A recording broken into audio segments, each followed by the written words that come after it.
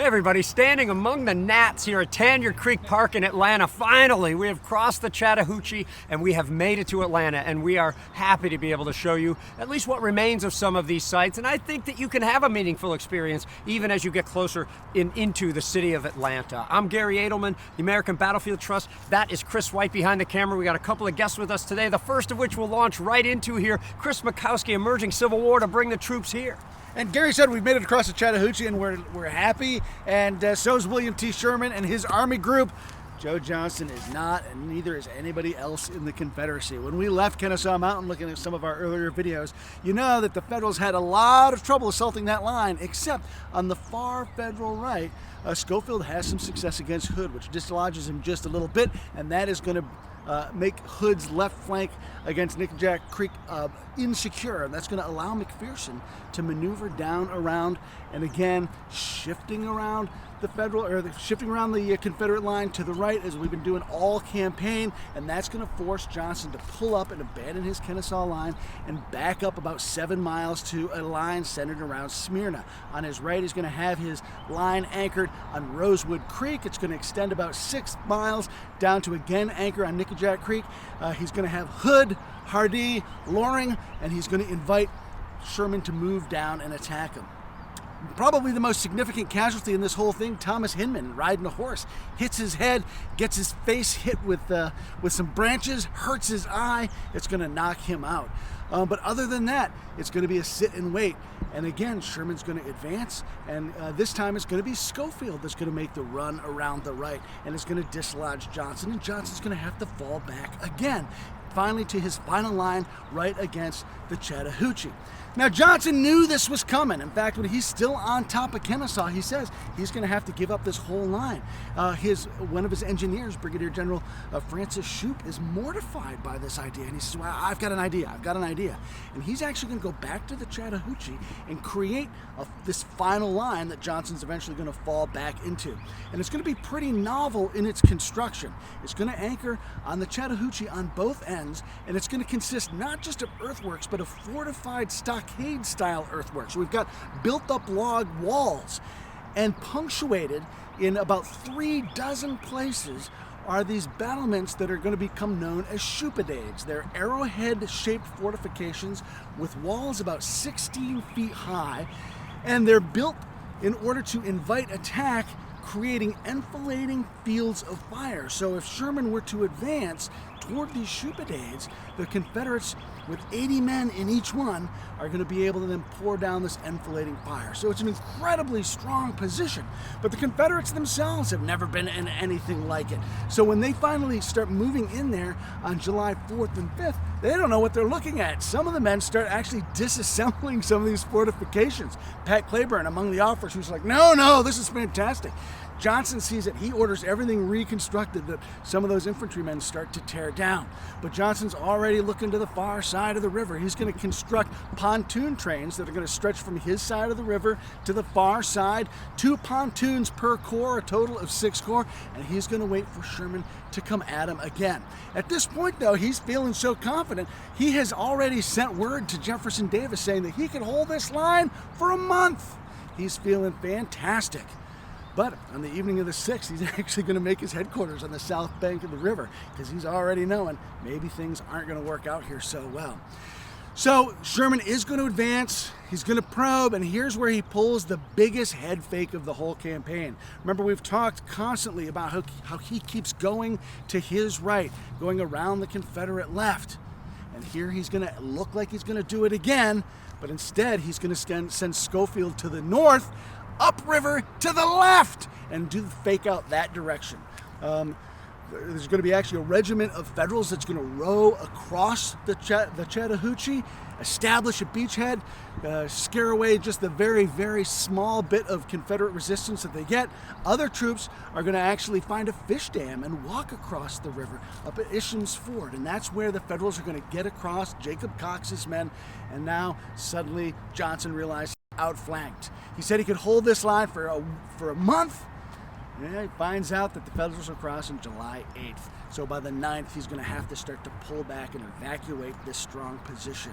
And that is going to be the death knell of Joe Johnson. We're going to talk about that in just a second. But word's going to finally reach Jefferson Davis, and he says that he can't imagine what's going to happen now. This is just terrible, terrible. And just one final note, William T. Sherman can't believe it either.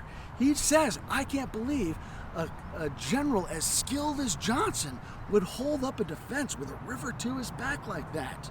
Can't believe it. But Sherman pulls that head fake and makes everything work out just fine. That's great, man. And Chris Mikowski's getting into it just for campaign movements, man. He's getting all excited. I guess I'm not one to talk. You're with the American Battlefield Trust. We're on the Peachtree Creek battlefield. And before we can talk about the Battle of Peachtree Creek, there is an elephant in the room. And Chris sort of alluded to it a little bit. And by the way, I agree with Jefferson Davis. Oh my God, what might happen now that the Federals have crossed the Chattahoochee? So it's a valid concern. And to talk about that, we're going to bring up just a great preservationist, one of our really good friends. He is President Emeritus of the Georgia Battlefield Association and partly responsible for the preservation in part of most of the battlefields we visit on this trip. Come on up, Charlie Crawford. We're in Tanner Creek Park, which is about in the middle of the Peachtree Creek battlefield, though it doesn't look much like it. You can probably see behind me the residences that are here. There's also a lot of apartment houses, commercial establishments, and a huge hospital complex, and even an interstate highway. So this is a battlefield that the Civil War Sites Advisory Commission adjudged was lost. And it is, but you can still come here because some of the plaques and the markers will give you an idea of what happened here, although we wish we had more open land to show you. The important context for the Battle of Peachtree Creek, 20 July 1864, is the firing of Joe Johnston. Davis had finally had enough, sent a message on the evening of the 17th of July. The transfer actually occurred on the 18th of July. And so there was a lot of people that loved Johnson, a lot of people still supported him, but even contemporaneously, that is not in the wake of knowing what happened after Hood took over, people were already questioning the fact that the Army had done nothing but retreat for the 10 weeks of the campaign so far.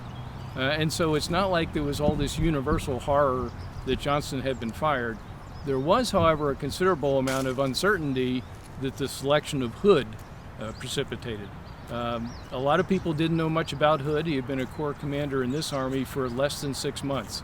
He had come from Northern Virginia for the most part, and he was accustomed to dealing with Robert E. Lee and the Army of Northern Virginia. But the Army of Tennessee had a different war experience. They'd had only one great victory, and they'd managed to fritter that away by their commanders quarreling with each other, and 2 months later suffered a massive defeat. So the appointment of Hood raised some uncertainty. There was people who were in favor of it because they thought Johnston did need to be replaced. There were others that thought, who is this guy, and what's he going to do with us? Hood had to fight with the army he was handed, so to speak, and he knew he had been put in charge precisely because he was expected to do something, which Johnston had trouble doing. And so Hood thought the best morale boost for this army and the best way to make it more effective is to present them with a victory. That is, attack, and if we're successful, they'll feel much better about the whole thing. So he came up with a plan. And it was what in the French would call en echelon. Remember Napoleon's influence on military terminology at this point. And it was going to come from their right. I have my back to the Federals, and I'm looking at the Confederate positions. It would come from the Confederate right to Confederate left in sequence. And Hardee's Corps was going to be on the right. Stuart's Corps was going to be on the left. And the theory, or the plan was, the 1st Division would hit on the far eastern end, and as it began to have some success, then the 2nd Division would follow on so that nobody could reinforce the under siege Federals from farther along the line. And that would continue all the way along through 7 divisions, 4 of Hardee's Corps and 3 of Stuart's Corps, from east to west. It didn't work out that way, in part because the lead division under General Bate wound up on the wrong side of Clear Creek and just walked around in the swampy land for a couple hours and had almost no effect on the battle. The first division that really did hit was General William H.T. Walker's division, and they got a rude reception only to find that Newton's Federal Division had already had time to erect some preliminary breastworks right across what's now Peachtree Road at the end of the road that's behind me, Collier Road. And so Walker's division had a hard time of it. The next division in line was Maney, and he didn't even close on the Federals, and you can tell that basically from the casualty reports.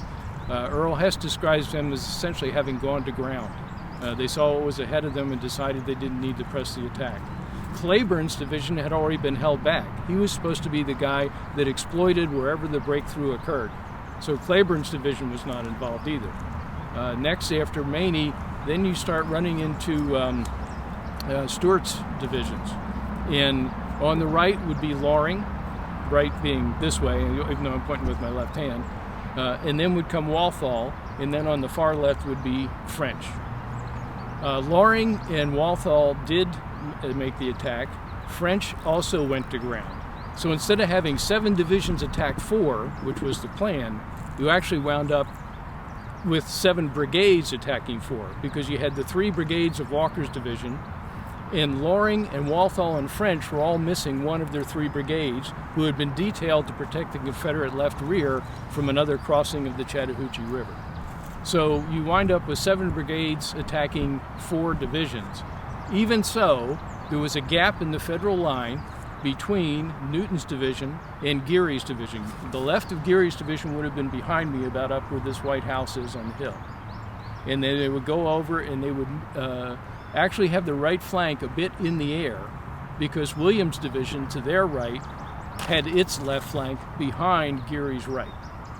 So the 2 sort of partial successes was where Featherston almost hits the gap in the Federal line. But Harrison, Coburn, and Wood were the 3 brigade commanders for General Ward's division. Ward's division had crossed Peachtree Creek last, and they were actually eating lunch in the low fields right beyond south of the bridge over Peachtree Creek. But they had put regiments to picket Collier Road, this higher ground behind me, and so when they noticed the Confederates approaching directly toward me from their line, they rushed back and said to General Ward, we need to, get up onto the Collier Road line as fast as possible. Now, you love these little controversies that occur when people either misremember or intentionally don't remember correctly what happened. But Harrison, Coburn, and Wood, the 3 brigade commanders, essentially said they did this on their own because Ward was prone to drink, and some of them either ungraciously or accurately characterized Ward as being under the influence. He will later take credit for his division having rushed forward. On the other hand, for whatever reason, Harrison would be immediately behind me to the left, then Coburn, then Wood, did come up to the Collier Road line. And it's one of the few instances I can think of in the Civil War where the 2 forces were actually charging toward each other when they met. Normally somebody's in place and somebody else is attacking.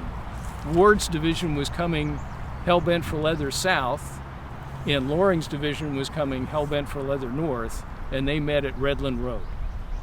In any event, the Confederates were unable to exploit the gap. Walthall's division had some success. He broke the right of Geary's division, and then tried to get past the ravine, which is behind us to the right by a few hundred yards. He was unsuccessful in doing so. He did cause quite a bit of consternation among the Federal commanders, but in the end, after 2 hours of rather desperate scrambling to repair the line, the U.S. Army was victorious. And General Sherman was not aware of all this. This is General Thomas's victory. He was the one that was in charge of the Army of the Cumberland, and it was part of 2 of his corps that were present, the 20th Army Corps and the 4th Army Corps, and then a little bit of the 14th Army Corps. The way that Albert Castell summarized this up is where the Confederates had superior numbers, they didn't fight well, and where they fought well, they didn't have superior numbers. In any event, by about 6 o'clock on the afternoon of July the 20th, the Confederates had been repulsed. The U.S. Army was victorious. About, as near as we can tell, 2,600 Confederate casualties, about 2,000 Federal casualties, and that's the end of the Battle of Peachtree Creek. Thanks so much, Charlie. A couple of things. First of all, here's yet another battle that, had it been fought 2 years earlier, would have been the bloodiest or most costly battle in all of American history. But so much had the Civil War changed our sort of reconciliation of what a massive battle is that, it's hard to even keep track of these things. I also want to thank Charlie for his great act of restraint, because I've spent the better part of a whole day doing Peachtree Creek with Charlie. He's got a lot more to say, so thanks for summarizing in that way, Charlie. I got a couple of things to say. If you look at this map, it makes it look painfully, and this is what we have to do when we make maps, like the Confederate, divisions all advanced. They all advanced at once, and the Union stood there with the exception of one sort of counterattack, and that was that, okay? And even as Charlie described, there's a whole lot more to it. You have commanders making decisions on the ground. You have, everything happening that is happening during a battle. You have refusals, you have gaps being plugged, you have things going on in the rear, and all of that gets lost when you reduce a battle down to one map, let alone one 20-minute video. So, this is the nature of these things. Not everybody wants an 8-hour video on the Battle of Peachtree Creek, so we have to do the best we can. One thing I learned from Charlie a couple years back was that for some reason, because of a battery was out there, one regiment, a New Jersey regiment, the 33rd, probably off to my over left shoulder, I'm reluctant to say it, it's over there, way in front of the rest of the Union line. 33rd New Jersey's there in front of Geary's troops, and here comes Scott and Featherston.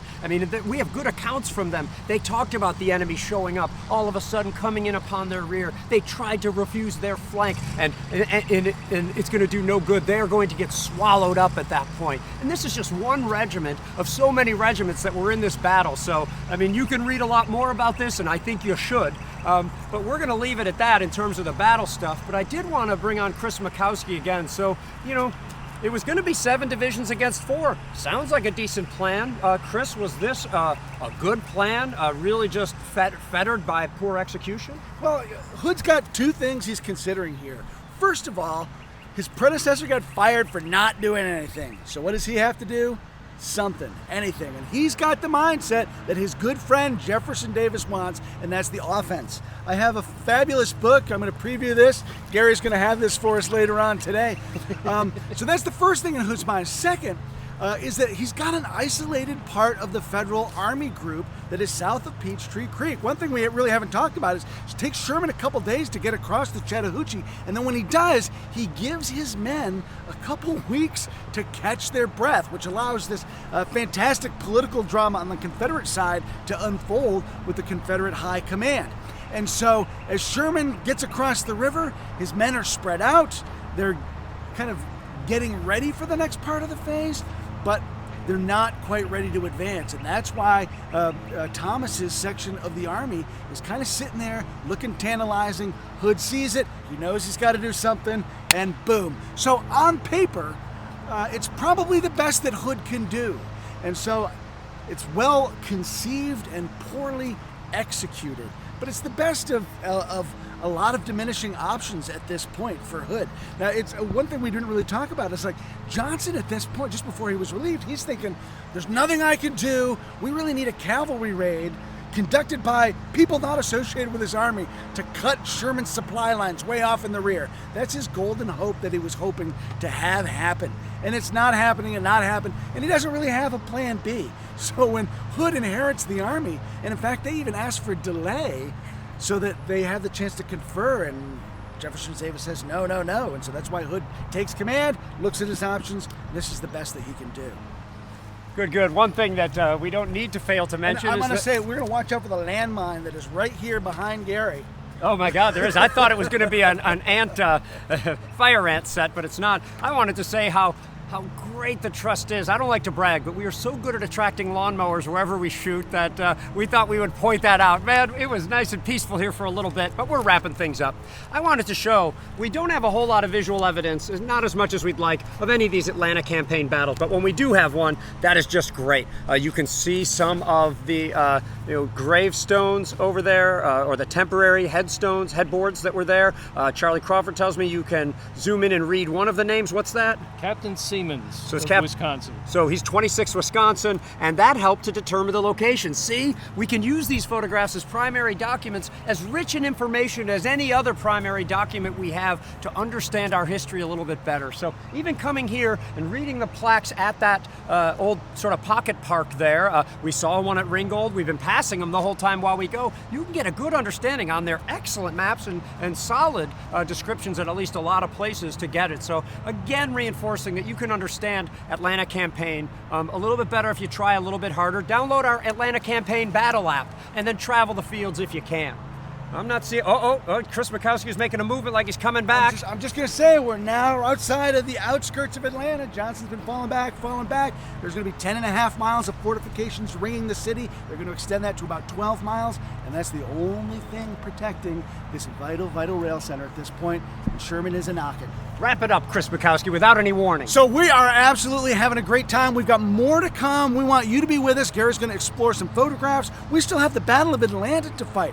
All that and more coming, but it's made possible by the great work that you have done supporting us. I want to thank Chris White behind the camera doing yeoman's work for us today. I want to thank Charlie, I want to thank Gary, and I want to thank you for supporting battlefield preservation and education.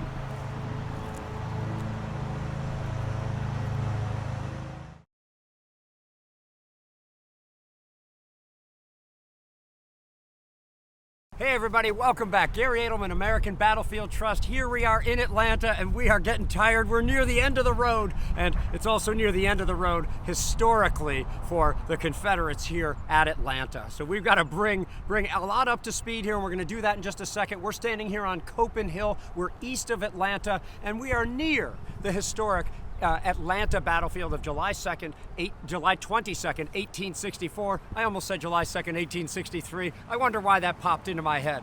But to get into this battle, before we can even fight it, we got to bring some troops here. Let's bring on our friend Charlie Crawford, President Emeritus of the Georgia Battlefields Association.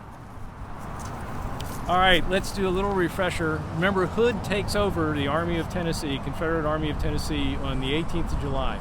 On the 19th of July, there's a short, small but sharp engagement at Greenbow Creek, not precipitated by Hood, but precipitated by the U.S. 14th Corps trying to get across Greenbow Creek.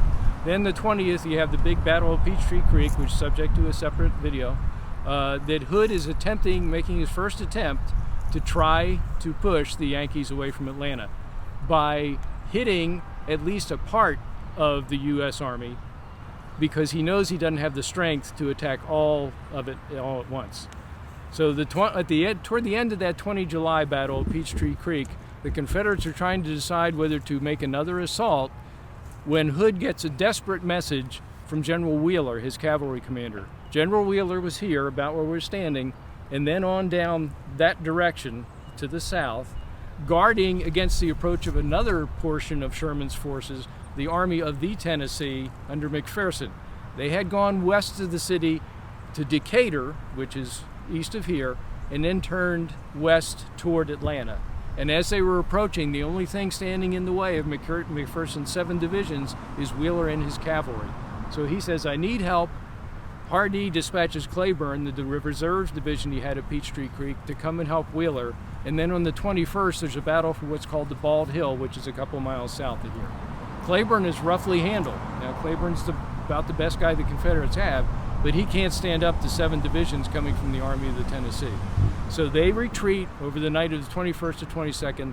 The morning of the 22nd, the line that runs basically from here to the south, the Confederate line, is now going to be reversed and turned into a U.S. Army trench. General Sherman approaches right up here. This is Copen Hill. He will come to this vicinity of what they would call the Howard House, because the Howard family rented it, but it actually belongs to Augustus Hurt. In any event, when the Federals get there, they say, whose house is this? And the people that were in it said, the Howards live here. And that's how you get the confusion between the Federal record and the Confederate records. Is it the Howard House or the Hurt House? It's the Augustus Hurt House. When Sherman comes here and looks off to the west, he can see Confederates moving south through the city. Infantry and artillery, and he assumes they're leaving the city, that they're retreating. And so Sherman is great for constantly urging his subordinates to press on, go ahead and attack, there's nobody in front of you. Sherman is wrong. What that is the trail end of Hardee's Corps leaving the Peachtree Creek area and heading way south, then come back up the old Fayetteville Road to get behind McPherson. McPherson comes here with Sherman and arrays his 15th and 17th Corps from here on down. The 16th Corps gets wedged out. If all of us tried to converge on a central point, we'd eventually get close enough that we wouldn't have enough room. And that's what happened to the 16th Corps. So Sherman says to McPherson, the morning of the 22nd, with your 16th Corps, I want you to help go destroy the railroad thoroughly between here and Stone Mountain. It's the railroad to Augusta. This will be the second railroad that the Confederates lose. They've already lost the Western and Atlantic. This one's going to be thoroughly destroyed. So, when McPherson protests and said, I don't know what's off to my left, because Girard's cavalry is also off looking to destroy railroads, and so my left flank is in the air. So Sherman says, okay, take the 16th Corps and put part of them down on your left flank, but if the Confederates haven't done anything by noon, then I want you to send them to destroy the railroad. About noontime, McPherson is about half a mile south of here, having lunch with Corps Commanders Blair of the 17th Corps and Logan of the 15th Corps, when all of a sudden there's the clatter of musketry arriving from the south just about at noontime. And sure enough, it's the force that Hardee has sent way south of the city to come way down here and then back up and come in behind McPherson's troops. Unfortunately, they're not going to find an open vista for them to attack behind McPherson's army, because those two brigades of the 16th Corps are exactly in the way of where the attack is supposed to commence. So Sherman has come here, see the flag, he's on Copeland Hill, and he's looking this way, and he hears the sound too. McPherson quickly races off toward the sound of guns, which is down here. Bate is going to be the first one to attack, and he runs into Rice and Mersey, which he did not expect to find any U.S. Army troops there at all. Next is Walker. Won't be under Walker anymore. He gets shot as he emerges from the top of Terry's Mill Pond, and he's killed. So now it's under General Mercer. Next is supposed to come General Claiborne, but he's delayed about an hour behind these guys, and then General Maney is supposed to come behind Claiborne. So again, it's sort of the do it en echelon, to use the French term, hit, hit, hit, hit. Not all at once, but in sequence. Walker's now dead. McPherson rides south, and he observes from about this spot, this front becomes stabilized because Rice and Mersey and General Marl all help repulse Bate and Walker's division now under Mercer. When Claiborne hits, however, there's still a gap. And Claiborne carries off the 16th Iowa and 6 pieces of artillery, and he has success. And so the Union line begins to bend back. And then Maney attacks. Unfortunately, in this case, they attack too far apart in time. And so the U.S. troops wind up actually going from one side of their entrenchments to the other, depending on whether Maney or Claiborne is attacking, because now Claiborne's coming from almost the east, Maney's coming from almost the west. In the process of hearing this new danger, McPherson rides over to observe, and unfortunately he rides into the 5th Confederate Regiment, which is a bunch of Tennesseans, but they're trying to have some sort of national branding, so they call it a Confederate rather than a Tennessee regiment. And McPherson realizes his mistake when he sees Confederate troops in front of him. He turns, and I think the story is apocryphal, but enough people have mentioned it, he actually lifts his hat as if in salute, and then turns his horse and starts to ride back towards safety. He doesn't make it. A Confederate shoots McPherson in the back, and he dies either instantaneously or shortly thereafter. The confusion becomes because the only people that actually saw the very end of McPherson were captured, and so it wasn't until later that the orderly said, yes, he lived for a little bit, because the orderly said to him, General, are you hurt? And he said, I'm afraid I am, orderly, with blood streaming out of his chest. Okay, so this fight is going on, at which point General Hood, who's over here in Oakland Cemetery, see the red flag there, he decides that the Corps now under Cheatham, used to be Hood's Corps, is going to attack, even though this Hardee's Corps has not had the success envisioned in the plan. So that's what you'll see in the Atlanta cyclorama, is this attack by Cheatham's divisions coming in along the railroad. Now, McPherson's dead. Logan takes his place. Logan's taken McPherson's place, so then Morgan Smith takes over the division. Takes over the Corps. Lightburn takes over the division. That leaves Wells Jones, the senior colonel, to come back and take over Lightburn's brigade. When he comes back to the line from having been out on picket post, the other colonels in the brigade say, we're in bad shape here because there's a ravine caused by the railroad and there's so much smoke that we can't see if anybody's coming through it. And Wells Jones says, I agree with you, but it's too late, because he sees the Confederates are already approaching, the Brown and Clayton and the rest of Cheatham's Corps. And what happens there is what's called the breakthrough. The Confederates actually come through the cut of the railroad, obscured by smoke, and they break the line here. Morgan L. Smith's division and Harrow's division. That's what you see depicted in the cyclorama, is the breakthrough and the beginnings of the counterattack. Remember, Logan's now in charge of the Army of the Tennessee. There's a political general, but nobody's greater in a fight than Logan. He's very inspirational. He turned the tide at Dallas back at the end of May. He's doing it again here. And the Union troops rallying, coming from here. Sherman up here can see across this gentle cleared valley, as he calls it, what's going on when this attack occurs. And so he turns to Schofield. The rest of this fighting is all by the U.S. Army of the Tennessee. The Army of the Ohio is up here, but Sherman turns to Schofield and says, bring me every gun you've got. By that he means every cannon. And assembled on this hill behind me, there's 23 cannons from the Army of the Ohio and the Army of the Tennessee to shoot across this gentle cleared valley into the left flank of the Confederate attack. And so the fighting goes on for most of the afternoon. Eventually the Confederates are repulsed. Several human interest stories go in here. I'm not going to try and tell you them all. Significantly, Walker is dead for the Confederates, a division commander. McPherson is dead for the U.S. forces. An Army commander becomes the only U.S. Army commander killed during the Civil War.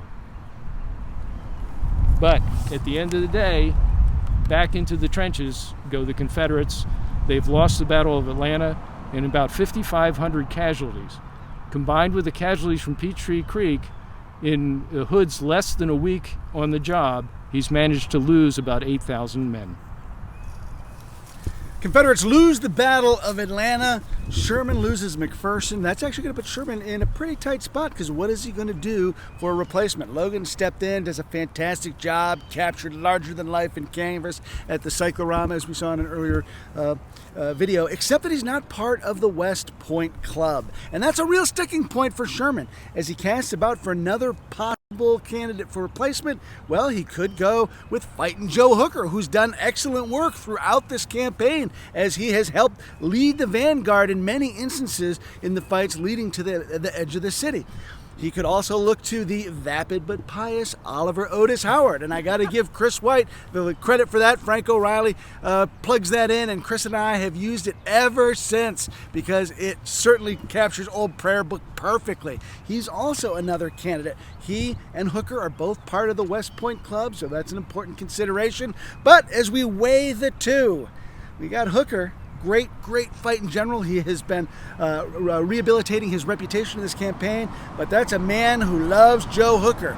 Can't help but shoot his mouth off any opportunity he has. He's prickly, he's contentious, he's self-aggrandizing, and we got Howard, who is absolutely tapioca, but he does what he's told to do. He follows order, and so Sherman's actually going to tap Howard to take over, not even giving Logan the consideration. Later, Sherman will try to make that up to Logan when they have the Grand Review in Washington after the war, and he'll ask Howard to let Logan lead the army in the Grand Review, appealing to Howard's Christian gentlemanness, allowing him to step aside from that. But Logan gets shuffled aside here, and Howard's going to get that army, and Hooker is not going to be able to stand it. Howard's the guy that Hooker blames for the loss at Chancellorsville.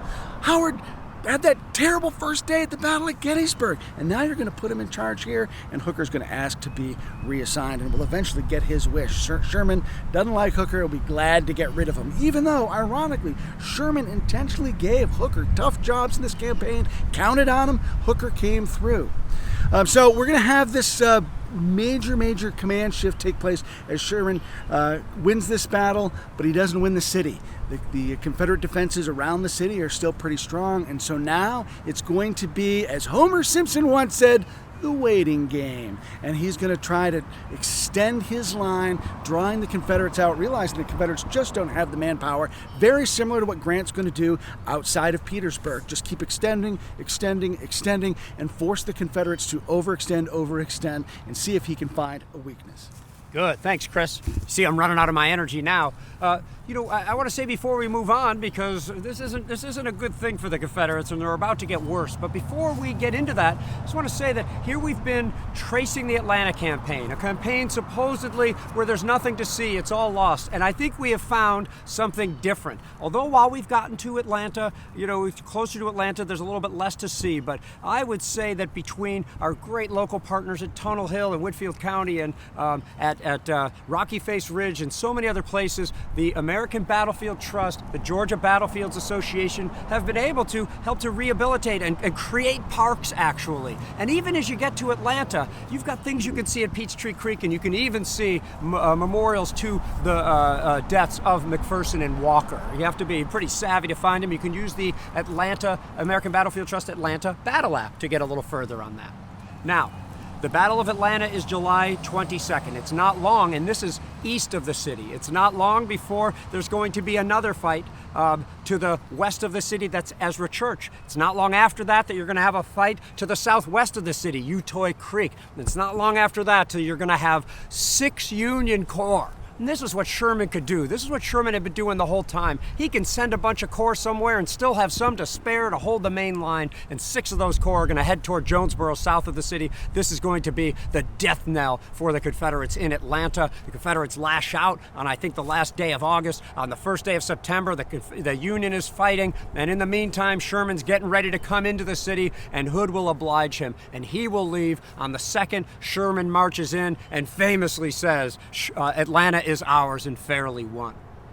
Now, of course, when it falls, we love to think of this. It's Gettysburg, then it's the Wilderness, and nothing happened in between. After Atlanta falls, a lot is going to happen, and we're going to cover that a lot on another video, and we hope you'll watch that one and share it with your friends. But to talk a little bit about what it meant when Atlanta fell, let's bring on a new guest here. We haven't seen him yet, our good friend Todd Gross. He is the longtime president of the Georgia Historical Society, which is in itself a very long-time institution. What do you have to say there, Todd? Thank you, Gary. Well, I'm very pleased to be here today, and it's quite interesting that you should say that, because many people, when they think about World War II, it's the landing at Normandy and then Berlin falls. And there's so much that's in between that we generally jump over. So what did all this mean? Why is this important? Why all this death and destruction? Why does it matter?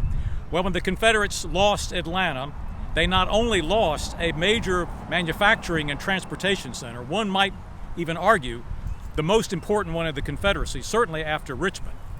But the most important thing about the fall of Atlanta is that it signaled the end of the Confederacy. It broke the stalemate that existed both in the East and in the West. In the East, Grant was suffering massive casualties, not making any progress in terms of capturing Petersburg and Richmond. And when Sherman finally captured the city of Atlanta and got the word out, it ensured the re-election of Abraham Lincoln, and that ensured the prosecution of the war all the way through to the end and the destruction of the Confederacy. So one could argue, and historians have, that the really decisive campaign of the Civil War was not Gettysburg or even the Battle of Nashville, which came later on. It was really the campaign of Atlanta, because after this, there was absolutely no way that the Confederacy could win once Abraham Lincoln was reelected. So that's the meaning of all of this. That's all the death and destruction boils down to that one thing, that Atlanta's falling ensures the end of the Confederacy.